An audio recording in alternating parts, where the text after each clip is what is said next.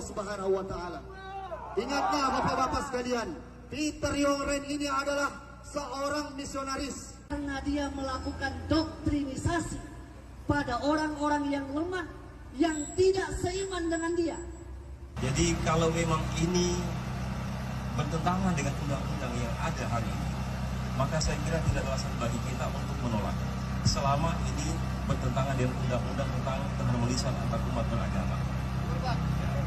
Ya, itu kira-kira penolakan lagi terjadi ya. Ini kali ini menolak seorang pendeta dari Kanada karena diundang. Nah, kita akan baca ya. Subhanahu wa ta'ala. Ingatlah bapak-bapak sekalian, Peter Yongren ini adalah seorang misionaris. Karena dia melakukan doktrinisasi pada orang-orang yang lemah, yang tidak seiman dengan dia. Jadi kalau memang ini bertentangan dengan undang-undang yang ada hari ini, maka saya kira tidak ada alasan bagi kita untuk menolak. Selama ini bertentangan dengan undang-undang tentang keharmonisan antar umat beragama.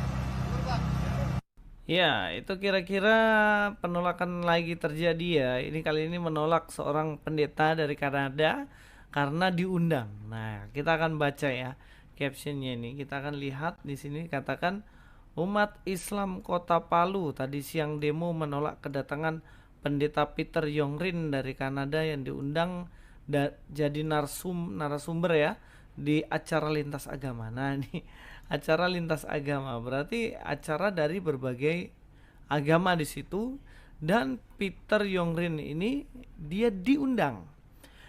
Jadi kalau logika seperti itu berarti ada panitia, yang panitia ini dia mengundang Peter Yongren, setelah mengundang maka dia datang. Jadi bukan apa yang menjadi keinginannya untuk datang ke Indonesia atau diundang di acara ini, tapi itu semua karena dia diundang.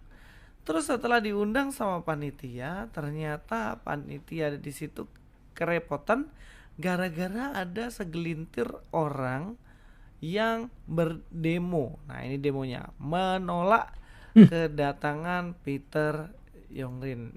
Seperti itulah kira-kira. Tapi sebenarnya ini lucu ya cuy ya. Lucunya adalah kenapa kamu menolak seseorang yang diundang dan mengatakan kepadanya bahwa dia itu adalah seorang misionaris yang mendoktrinasi orang-orang yang lemah imannya, kemudian ditolak orang ini. Kecuali begini ya, ini Peter ini dia pergi ke Palu, dia masuk-masuk ke rumah-rumahnya orang-orang Islam, kemudian dicari tahu, oh ini nggak terlalu kuat di doktrin situ. Lah ini loh memang acara lintas agama. Kocak nggak sih? Pasti di situ pembicaranya nggak cuman dari Kristen, ya nggak? Pasti di situ ada Kristen, di situ ada Hindu, ada Buddha, ada Konghucu, ada juga Islam tentunya, dan semuanya sama rata punya peluang untuk menyampaikan doktrinnya masing-masing. Yang Kristen menyampaikan doktrinnya Kristen, yang Buddha menyampaikan doktrinnya Buddha, yang Islam juga menyampaikan doktrin Islam. Nah, audiensnya juga kan pasti beraneka ragam agama. Ada yang dari Kristen, Islam, Hindu, Buddha, Konghucu, Katolik, dan lain-lain. Nah, mereka juga pasti akan mendengarkan apa yang disampaikan masing-masing agama. Salam saudara-saudara yang diberkati oleh Tuhan.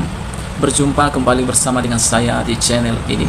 Kiranya kabar kita selalu baik-baik saja ya, dan terus diberkati oleh Tuhan dengan melimpah-limpah. Amin. Itulah dia video cuplikan yang baru saja kita tonton tadi videonya.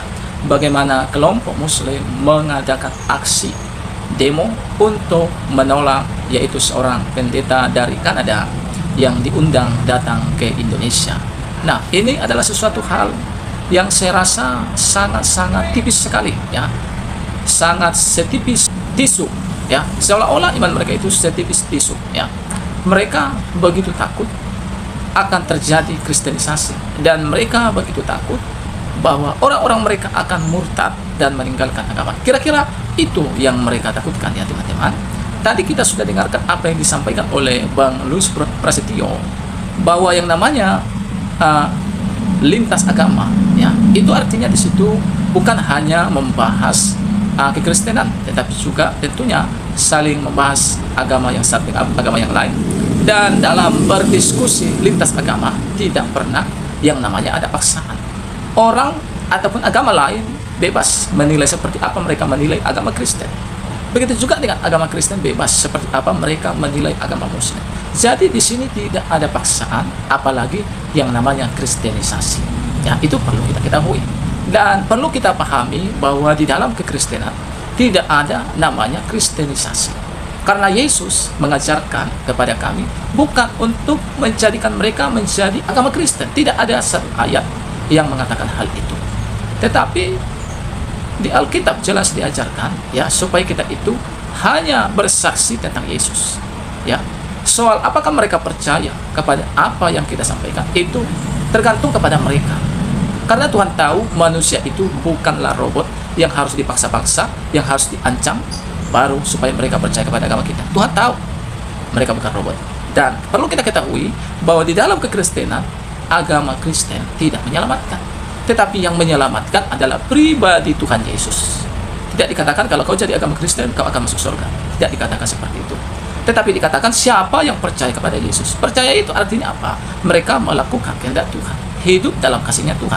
Nah, mereka inilah orang-orang yang layak masuk dalam kerajaannya. Nah, perlu kita pahami kedua hal ini ya. Yang pertama, dalam kekristenan tidak ada kristenisasi. Yang kedua, agama Kristen tidak menyelamatkan, tapi yang menyelamatkan hanya nama Yesus Kristus. Jadi kalau saudara-saudara kita ini takut tentang kristenisasi, takut ya akan hal itu, maka saya rasa sepertinya seperti setipis tisu ya iman mereka, seolah-olah seperti itu. Biarkan agama manapun, khususnya yang diakui di negara ini, biarkan mereka berbicara tentang agama, tapi jangan pernah ada paksaan. Apapun agamamu, silakan bicara di Indonesia ini tentang agama, tapi jangan pernah ada paksaan. Jangan pernah memaksa siapapun untuk masuk dalam agama. Itu perlu kita perhatikan. Nah, teman-teman, apa yang menjadi komentar saudara terhadap video ini? Silakan isi di kolom komentar. Pastikan komentar saudara mengedukasi dan juga memberkati. Tuhan memberkati. Shalom.